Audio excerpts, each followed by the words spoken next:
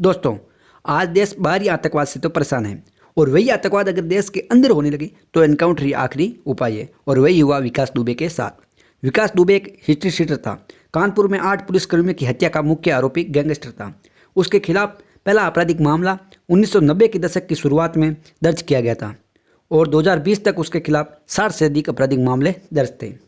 उसे 9 जुलाई 2020 को उज्जैन में महाकालेश्वर ज्योतिर्लिंग मंदिर के पास से गिरफ्तार किया गया और 10 जुलाई 2020 को एक मुठभेड़ में वाहन की चपेट में आने से उसकी मौत हो गई थी। तो चलिए शुरू करते हैं अपराधी से एनकाउंटर तक की कहानी को और लास्ट में आपको ये भी बताएंगे कि विकास दुबे के एनकाउंटर पर उनके पिता क्या बोले। तो चलिए शुरू करते हैं।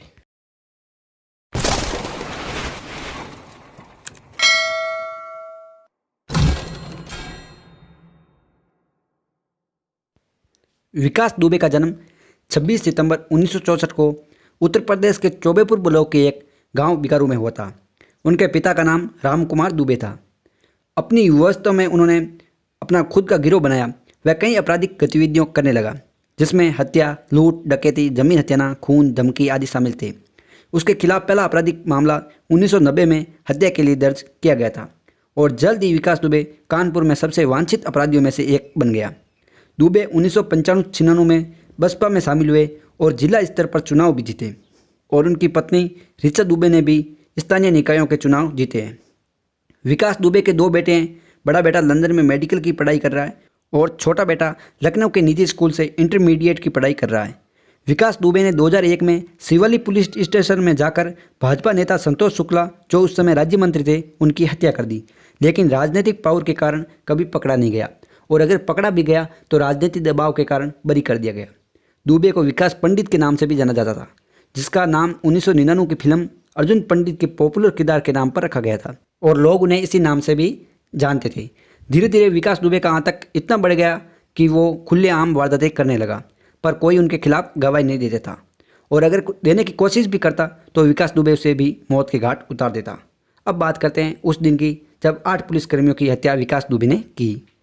3 जुलाई 2020 को विकास दुबे और उनके लोगों की गिरफ्तारी करने पुलिस टीम पहुंची, पर जब तक पुलिस टीम पहुंचते किसी ने पहले ही विकास दुबे को इसके बारे में बता दिया, जिससे विकास दुबे ने अपने आसपास के सभी गैंगस्टर को इकट्ठा किया और फिर एक षड्यंत्र रचा। उसने अपने घर के सामने वाले मार्ग पर एक जेसीबी रख दी ताकि पुलिस टीम चलकर उनके पास आए और जैसे ही पुलिस टीम आए और वो उन्हें गोलियों से भून दे, और हुआ भी ऐसा ही। जैसे ही पुलिस टीम पहुंची, उन्होंने जेसीबी देखी तो गाड़ी से नीचे उतरे और कुछ आगे बढ़े तो विकास दुबे और उनके साथियों ने ताबड़तोड़ गोलियों की बरसात कर दी, जिसमें डीएसपी समेत 8 पुलिसकर्मियों की मौत हो गई। और कॉल रिकॉर्ड से पता चला है कि विकास दुबे के कई पुलिसकर्मियों से संपर्क थे। मैं योगी सरकार से एक ही दरख्वास्त करना चाहूँगा कि ऐसे पुलिसकर्मियों के लिए जो अपराधियों से मिले हुए हैं, उनके लिए एक सफाई अभियान चलाया जाए ताकि आगे किसी बेगुनाह की मौत ना हो। उसके बाद कानपुर पुलिस ने विकास दुबे के घर पर बुलडोजर चलाकर ढा दिया और दुबे और उसके साथियों को गिरफ्तार करने के लिए 25 पुलिस टीमों का गठन किया गया था और दुबे को 9 जुलाई 2020 को मध्य प्रदेश के उज्जैन में महाकालेश्वर मंदिर के पास से गिरफ्तार कर लिया गया और उसकी गिरफ्तारी के एक दिन बाद 10 जुलाई 2020 को एक मुठभेड़ में विकास दुबे मारा गया।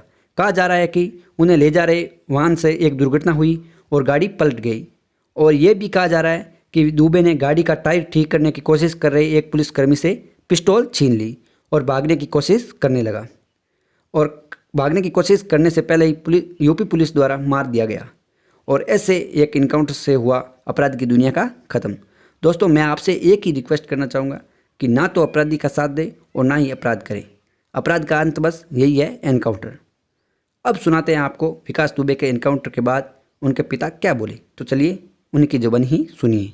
आपके पहले कुछ लोग आए थे, उन्होंने कहा कि आपका लड़का मार दिया गया है, तो हमने कहा ठीक किया गया। और ये जो आपके उसके अंतिम संस्कार में जाओगे, हम कहीं नहीं जाएंगे। आप अंतिम संस्कार में नहीं जाएंगे? हम नहीं जाएंगे। क्यों नहीं जाएंगे? हम जाएंगे जो हमारा कहा अगर वो मानता तो आज इस दशा को क्यों प्राप्त होता। आपने मना किया जब वो उसने अपने ही को सर्वे सर्वा यहाँ उसे पढ़ने ही के टाइम से यहाँ रहा है नहीं ज्यादा, और जब रहा तब वो यहाँ का वो जिला पंचायत सदस्य चुना गया। जिला पंचायत सदस्य में इसने फैसले करने शुरू किए। अब मालूम नहीं, निम्ने कहा दरवाजे पर कोई फैसला हुए तो कर दो, और नया हुए तो अपना खेती एती का काम देखो। उसके पास 100 बीघे करीब खेती भी है, और वो खेती का काम देखता, ट्रैक्टर वगैरह चलवाता था। उसके दो तो गाड़ियाँ थी, वो एक पुराना मकान बताते हैं, वो भी हमारा भी गिरा दिया गया। उसका तो नया था ही भाई। तो विकास से आप बहुत परेशान थे क्या? विकास ने हमारी कोई मददें नहीं कभी की। दोस्तों आपने सुना विकास दुबे के पिताजी ने क्या कहा। आज के वीडियो में दोस्तों बस इतना ही। अगर आपको वीडियो पसंद आया तो इसे लाइक कीजिए, शेयर कीजिए और कमेंट करके ज़रूर बताइए कि ऐसे लोगों का इनकाउंटर होना चाहिए या नहीं। और मेरे इस चैनल को ज़रूर से ज़रूर सब्सक्राइब कीजिए। आपका एक सब्सक्राइबर मेरे लिए बहुत ही कीमती है, तो प्लीज़ सब्सक्राइब और बेल आइकन को भी दबाइए ताकि लेटेस्ट अपडेट सबसे पहले आपके पास पहुँचे।